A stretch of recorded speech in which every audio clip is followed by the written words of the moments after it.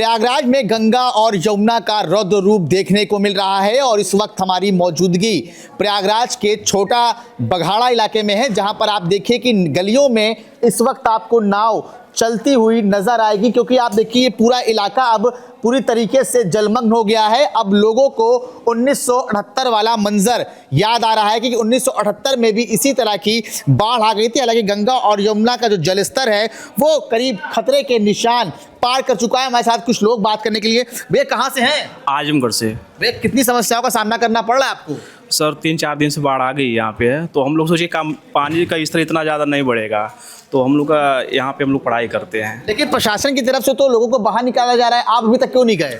Sir हम लोग सोचे कि 1-2 दिन में गंगा जी की स्तर कम हो जाएगा, जिससे हम लोग का पढ़ाई में बाधा नहीं होगा, लेकिन गंगा का स्तर बढ़ता ही जा रहा है। तो इसीलिए हम लोग प्रशासन तो आज मदद करने के आई है, मतलब कि 2-3 दिन से बाढ़ आई है, लेकिन आज मदद हुआ है। आज मदद हुआ है? जी सर। तो आप देख सकते हैं कि प्रशासन की तरफ से हर संभव मदद लोगों की जा रही है, लेकिन कुछ लोग अपने घरों में इसलिए रह रहे हैं ताकि उनके घरों में चोरी ना हो। तस्वीरों में आप देखिए कि ये पूरा इलाका अब पूरी तरीके से खाली कर दिया गया है और प्रशासन बार बार ये दिशा निर्देश लोगों को दे रहा है कि लगातार जिस तरह से पानी बढ़ रहा है, कछारी इलाकों को पूरी तरीके से खाली कर दिया जाए। हालांकि अगर हम छोटे बघाड़े की बात करें तो छोटे बघाड़ा एक ऐसी जगह है जहां पर सबसे ज्यादा स्टूडेंट रहकर यहां पर पढ़ाई करते हैं, क्योंकि इसी के बगल में इलाहाबाद यूनिवर्सिटी है और कई छात्र यहां पर ऐसे हैं जो परीक्षा की तैयारी भी करते हैं। लेकिन जहां पर छात्र किराए से रहते हैं, अब वो एरिया आप देख सकते हैं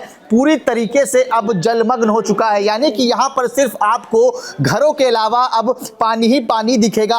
और तस्वीरों में देखिए कि यहाँ पर कुछ समाज सेवी लोग हैं जो यहाँ पर लगातार खाने पीने का सामान अपने तरीके से बांट रहे हैं। हालांकि प्रशासन की तरफ से भी हर संभव मदद का आश्वासन दिया जा रहा है। लगभग 26 बाढ़ राहत शिविर केंद्र बनाए गए हैं, 88 बाढ़ चौकियां बनाई गई हैं, लेकिन जिस तरह से अब गंगा और यमुना का जलस्तर लगातार बढ़ रहा है, तस्वीरों में सबसे पहले हम आपको दिखाएंगे कि देखिए यहाँ के जो नागरिक हैं, यानी कि स्थानीय लोग हैं, जो वो किस तरह से यहाँ पर लोगों को पानी है, ब्रेड है, दूध है, केला है, वो लोगों तक पहुंचा रहे हैं। क्योंकि जिस तरह से पानी लगातार बढ़ रहा है, कई दिनों से लोग अपने घरों में रहने के लिए मजबूर हैं। तो तस्वीरों में आप देखिए कि लोग अपने घरों के 2-2 मंजिल ऊपर रह रहे हैं, यानी कि बाहर निकलने का अब उनके पास कोई रास्ता नहीं बचा है और मकानों को वो इस वजह से नहीं खाली कर रहे हैं ताकि उनके मकानों में अब चोरी ना हो। देखिए महिलाएं जो है वो दूसरी मंजिल पर रहने के लिए मजबूर हैं। हम थोड़ा सा नाजुक से कहेंगे, थोड़ा सा आगे चलें, थोड़ा सा महिलाओं से भी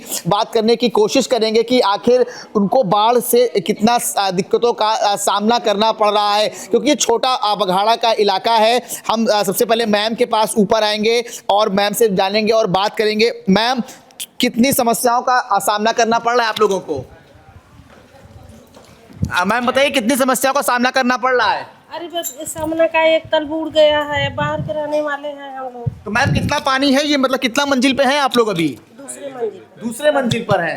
तो आप देख सकते हैं कि छोटा बघाड़ा का जो इलाका है वहां पर अब लोग दूसरी मंजिल पर रहने के लिए मजबूर हैं। और तस्वीरों में आप देखिए कि ये पूरा इलाका अब जलमग्न हो चुका है और जहां पर हम हैं वो गली है, यानी कि गली में आप सोचिए कि 20 से 25 फीट पानी गली में भरा हुआ है। तो कुल मिलाकर अगर हम बात करें तो जिस तरह से गंगा और यमुना का रौद्र रूप देखने को मिल रहा है, आशंका जताई जा रही है कि आने वाले कुछ दिनों में पानी की रफ्तार इसी तरह बढ़ती रहेगी और प्रशासन की तरफ से लगातार निर्देश दिए जा रहे हैं कि कछारी इलाकों को जल्द से जल्द खाली कर दिया जाए।